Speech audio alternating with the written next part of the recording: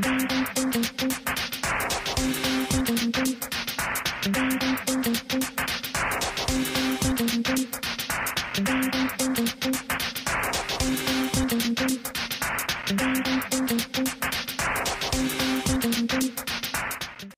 amis, bienvenue dans l'émission Sur les courses. Lors de la 5e journée, finissant pas mal d'événements.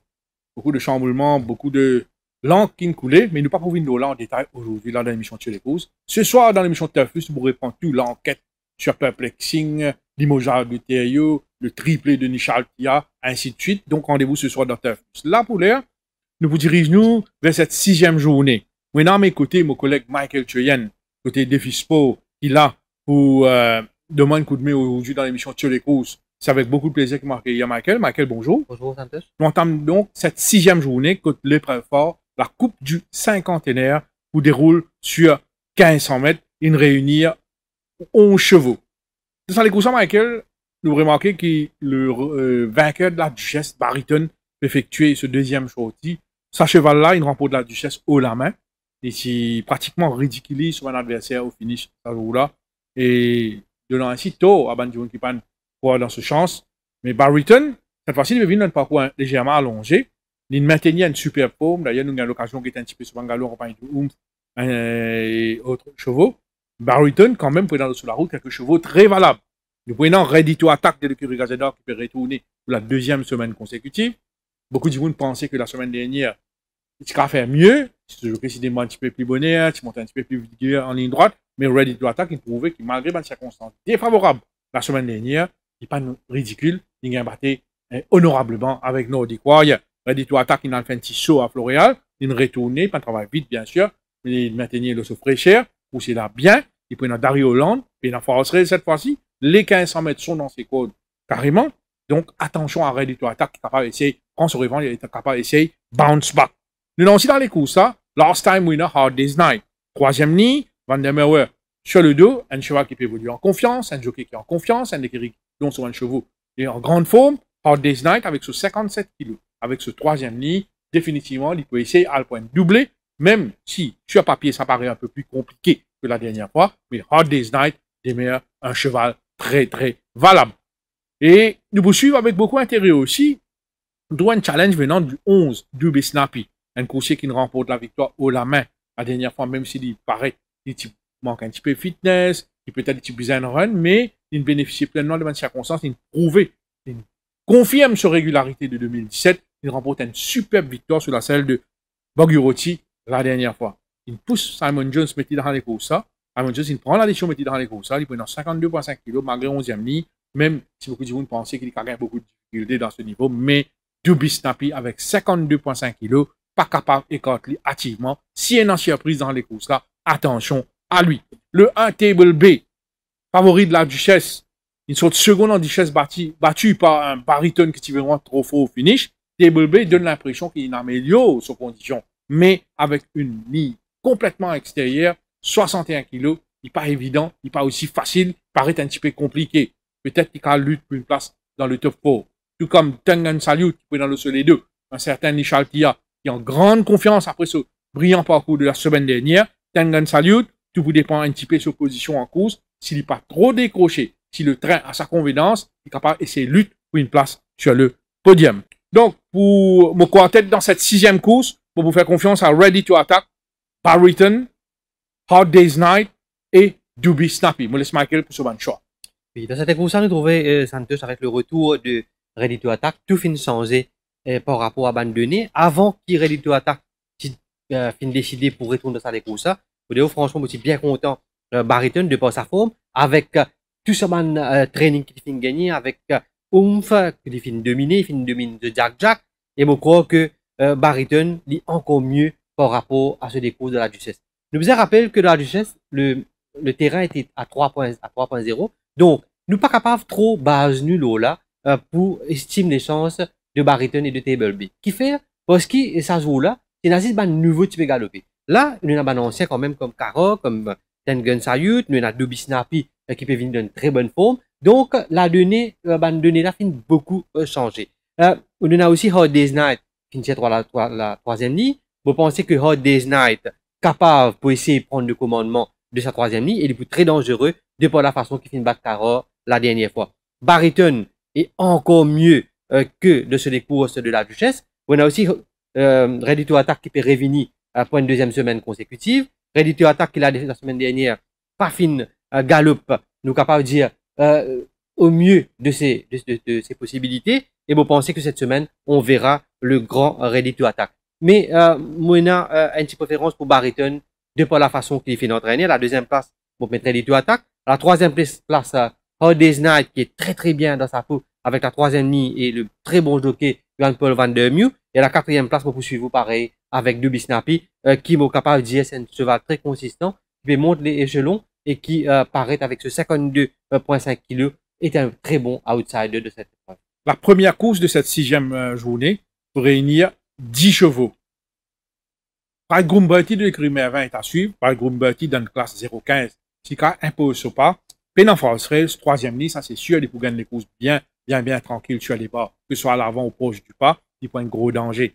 Les autres chevaux à suivre, les outsiders à suivre, maintenant Pimpernel qui profite pleinement de l'intersaison, Foot Science qui gagne bon break, qui un break bien bénéfique, et qui paraît qu'il est très bien sur la peau, malheureusement pour lui la 8e ligne, mais c'est un cheval qui lutte pour une place sur le podium, et même cause la surprise, et mon point inclure dans le top 4, Commodus de l'écurie Alette qui m'a trouvé dans beaucoup de galops. Attention à ce coucher qui a fait bien au finish. Mais mon parcours donne mince avantage à Bragumberti, Commodus, et pour compléter le quartet, je vais mettre Foot Singe et Pimpernel. Et dans cette course 0,15, nous sommes capables de dire que tout peut arriver dans 0,15. Mais nous avons un chevaux qui fait très bien travail. On a en tête Commodus qui n'a plus que 12 galops dans ce la jambe. Il fait très très bien travail. N'oubliez ce dernier course de la dernière fois, de l'année dernière, il peut retourner dans une reprise. Petit petit galop très très wide. Ce l'entraîneur finit de nier tout l'entraînement qu'il faut pour être à point pour cette épreuve et me trouver qu'il y a une très bonne chance cette épreuve. Magic J, malgré la 10e ligne, il n'y en a pas, il y en a vitesse. Vous pensez que s'il n'est pas devant, peut-être qu'il peut devant Brad Gumberti, peut-être qu'il peut juste derrière en 1-9 et vous pensez qu'il y a un très gros danger de par rapport à ce que vous finissez trouver au training. Il y en a Brad Gumberti qui, dans sa classe-là, est à respecter. 3e ligne, pas oublier que Sisti pas fait une processus de suspension. Donc, nous devons estimer que Sisti croit dans ce bonne chance qui est dans le cote pour cette journée de samedi. Et moi, ajoute Vintage Angel, qui lui aussi, peut revenir un petit peu peut-être trop vite, mais moi, crois sur entraîneur peut profiter de ce forme actuelle. Donc, victoire de Commodus devant, vous mettre à la 2e place Magic J, à la 3e place Brad Gumberti et 4e Vintage Angel. La deuxième course sur 990 mètres, les jeux seront braqués bien sûr sur Zodiac Hawk, qui malheureusement Zodiac Hawk, la 10e ligne, a contrarié un petit peu sur le plan. C'est un sujet qui ne fait sous preuve lors de ses débuts. C'est une ligne domine perplexing, même si il partit à 100%, Zodiac Hawk se classe, il n'amène ni, il fait les remporte la victoire, il progresse avec ça des courses là, mais avec la 10e ligne, c'est un cheval qui affectionne la course à l'avant, avec quelques chevaux très rapides à son intérieur, paraît de bonnes circonstances, pas trop favorable pour Zodiac Hawk. Mais mon répète, physiquement, il est très bien quand même. Attention à Storm Clipper. Entraîner une service de trump card pour mettre dans les courses. Storm Clipper avec ce 2e ligne. Il est parti contre la piste lors de sa reprise. Quand même, ça est parti démérité. Attention à Storm Clipper avec sa 2e ligne là. Il est capable de faire la différence au finish. Pour compléter le TSC, le quartet, pour ajouter Mooney, qui reste sur une belle victoire et qui ne progressait par la suite. Et, bien sûr, pour ajouter le 7 Philosopher, un coursier qui prend le laissement insensible lors de ce travail, que ce soit de base ou même lors de ce pacework. Attention à ce coursier qui paraît être une bonne fiche sud-africaine. Donc, Storm Clipper, Zodiac Jack, Philosopher, et pour compléter le quartet de mouvement, Mooney. Il paraît que Zodiac Jack, pour gagner assez de problèmes, pour capable prendre le commandement de cette épreuve, avec Megamouti à son intérieur, il y a un Philosopher aussi qui n'a du pas, il y a un Storm Clipper qui est capable d'aller devant de sa 2e ligne. Storm Clipper, comme on finit dire, Santos, il utilise ce trump code. Vous finissez trop très très bien au training et vous faites mon favori et vous pensez qu'il peut peut-être sauter, essayer de prendre le commandement, même si un va essayer de passer, reste en très bonne position et vous capable de penser que les pour gagner sa dream run là en ligne droite finale. Mais Zodiac Jack dans sa classe là, il paraît qu'il n'est pas capable d'ignorer. Moi peut-être à la 2e place, à la 3e place Mooney qui finit encore progresser par rapport à la dernière fois, il peut revenir loin de parcours qui quand même idéal pour lui et moi pour ajouter Philosopher qui de sa 3e ligne, il n'a pas, il est capable de suivre près et me connaît que son entourage estime beaucoup Philosopher. Mais définitivement pour la victoire, Storm Clipper. La 3e course sur 1400 mètres, une course bien ouvertes, côté dans quelques chevaux qui vraiment se valent, se tiennent de très très près.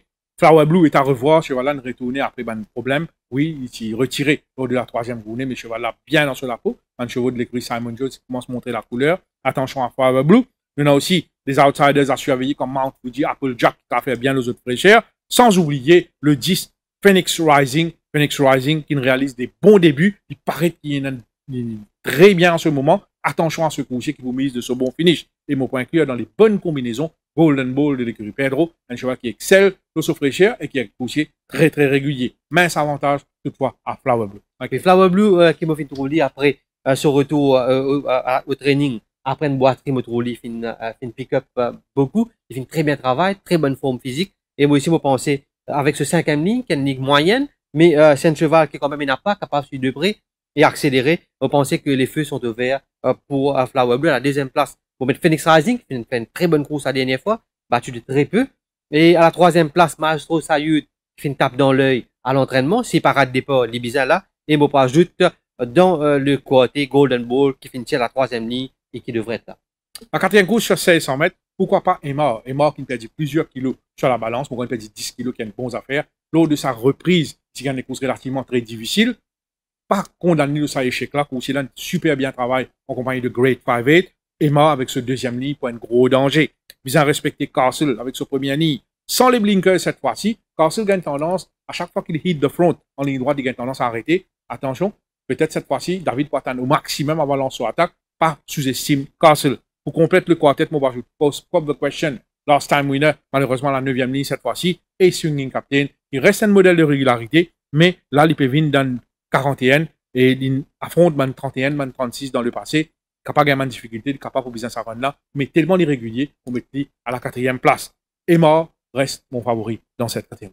Oui, Castle, de par la manière qu'il fait le travail, aussi bien le fait qu'il pétille les œillères et capable de faire montrer moins distrait en course, vous pensez qu'il y a une très bonne chance, mais les 2 chevaux à battre, c'est bien Pop the Question qui pour moi monte de catégorie, oui, mais il entraîné spécialement pour cette épreuve. Il ne faut pas oublier aussi qu'il y a 7 Nick Boots qui n'est pas obligé à devant, qui est capable de suivre de très près et qui est capable d'accélérer. Le fait qu'il y a beaucoup de chevaux capables à le devant là-dedans, vous pensez qu'il peut le suivre un finisseur. Donc, déclarer le clou, capable de laguer aussi avec Emma. Et c'est ça qui pose moi un petit peu la question pour Emma. Pour parler pour Pop the Question devant Castle, à la 3e place, pour mettre déclarateur et 4e, 7 Nick Boots. Une autre épreuve sur 990 mètres, la 5e course, peut réunir 7 chevaux. Et là, non, mon parcours donne mince avantage à Ice Run. Ice Run qui va penser de bénéficier pleinement de ce première course. Quand les parties déméritées des Argo Solo qui est vraiment trop faux, ça joue là. Un runaway winner.